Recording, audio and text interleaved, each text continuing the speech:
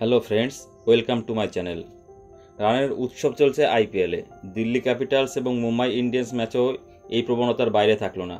প্রথম ব্যাট করে দিল্লি তুলল 4 উইকেটে 257 রান।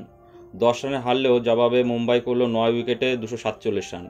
পঞ্চম জয় তুলে নিয়ে পয়েন্ট তালিকায় পঞ্চম স্থানে উঠে এলো সৌরভ গঙ্গোপাধ্যায়ের দিল্লি। টসে জিতে ফিল্ডিং করার সিদ্ধান্ত নিয়েছিল মুম্বাই ইন্ডিয়ান্স অধিনায়ক হার্দিক পান্ডিয়া।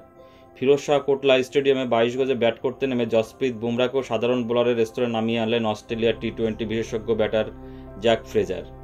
প্রায় নিশ্চিত 100 রান হাতছাড়া করলেন ওপেন করতে নেমে। 27 বলে করলেন 84 রান।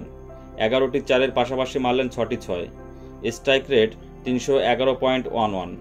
তার সঙ্গে ওপেন করতে নেমেছিলেন বাংলার অভিষেক পোড়াল। শুরুতে একটু গুছিয়ে থাকলেও পরের দিকে হাত খোলেন তরুণ উইকেট রক্ষক ব্যাটসম্যান। তার ব্যাট থেকে এলো 27 বলে 36 রানের ইনিংস। 3টি 4 ও 1টি 6 মারলেন। হার্দিকের বাউন্সে যেভাবে অভিষেক অনায়াসে স্কোয়ার লেগ বাউন্ডারিতে পাঠালেন, তাতে মুম্বাই অধিনায়কের বোলিং নিয়ে প্রশ্ন উঠতে পারে। 3 নম্বরে নেমে শাই হোপস করলেন 17 বলে 41।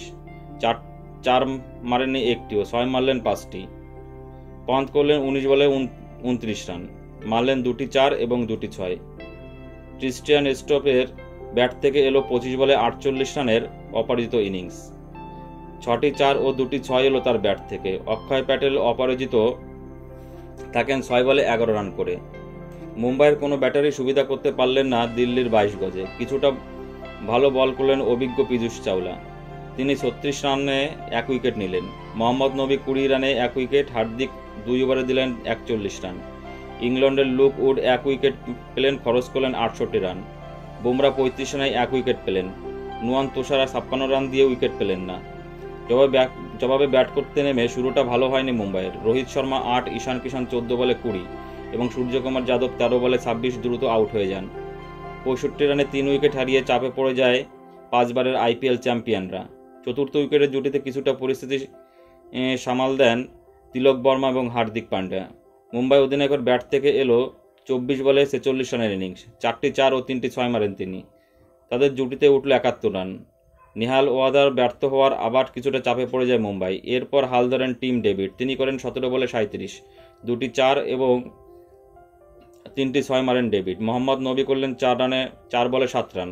শেষ ওভারে রান আউট হলেন তিলক। তার আগে তিনি করলেন 32 বলে 63 রান। এরপরে মুম্বাইয়ের জয়ের আশা প্রায় শেষ হয়ে যায়। 4টি করে 4 ও 6 দিয়ে সাজালেন নিজের ইনিংস। চাওলা করলেন 4 বলে 10। উড অপরাজিত থাকেন 3 বলে 9 রান করে। দিল্লি বোলারদের মধ্যে সফলতম জম্মু কাশ্মীরের রাশিদ সালেম। 34 রান দিয়ে 3 উইকেট নিলেন তিনি। 3 উইকেট পেলেও 59 রান দিয়েছে বাংলার মুকেশ কুমার। 45 রানে 2 উইকেটের খলিল আহমেদের। এই ম্যাচে উইকেটহীন থাকতে হলো কুলদীপ যাদব ও অক্ষয় প্যাটেলের। বন্ধুরা, তোমাদের কি মনে হয় যে মুম্বাইয়ের কি আর ট্রফি জেতার সম্ভাবনা আছে? কারণ ওরা একের পর এক মুম্বাই হেরে যাচ্ছে এবং হার্দিক পান্ডিয়ার অধিনায়কত্ব নিয়ে বিভিন্ন রকম প্রশ্ন আসছে। প্লিজ কমেন্টস করে জানাবেন বন্ধুরা। আর চ্যানেলটি ভালো লাগলে অবশ্যই লাইক, কমেন্ট এবং শেয়ার করবে এবং চ্যানেলটি সাবস্ক্রাইব দিও বন্ধুরা। সবাই ভালো থেকো, ধন্যবাদ।